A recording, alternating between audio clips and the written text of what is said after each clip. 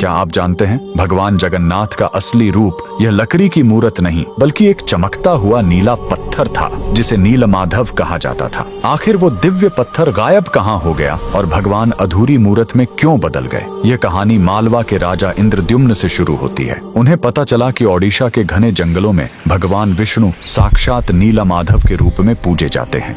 राजा ने अपने मंत्री विद्यापति को खोज पर भेजा। विद्यापति जंगलों में भटकते हुए आदिवासी सरदार विश्ववसु तक पहुंच गए, जो गुफा में गुप्त रूप से नीलमाधव की पूजा करते थे। विद्यापति ने सरदार की बेटी से शादी की और जिद करके गुफा देखने की बात मनवा ली। सरदार ने शर्त रखी कि वे उनकी आंखों पर पट्टी बांधकर ले जाएंगे, लेकिन विद्यापति ने चालाकी की। उन्होंने रास्ते में चुपके से सरसों के बीज गिरा दिए। कुछ दिनों बाद जब बारिश हुई तो सरसों के पौधे उग आए और विद्यापति को गुफा का रास्ता मिल गया। उसने तुरंत राजा को खबर दी। राजा इंद्रद्युम्न अपनी विशाल सेना लेकर घमंड के साथ भगवान को लेने पहुंचे, लेकिन उनके वहां पहुंचते ही नीलमाधव की मूर्ति हमेशा के लिए गायब हो गई। भगवान अपने भक्त विश्ववसु के साथ हुए धोखे और राजा के घमंड से नाराज थे। राजा ने रोकर माफी मांगी और अन्न जल त्याग दिया। तब आकाशवाणी हुई, मैं अब उस पत्थर के रूप में नहीं मिलूंगा, अब मैं समुद्र तट पर एक लकड़ी के लट्ठे के रूप में आऊंगा। कुछ समय बाद पुरी के समुद्र तट पर एक विशाल अद्भुत लकड़ी का लट्ठा तैरता हुआ आया। राजा समझ गए कि यही भगवान का नया रूप है।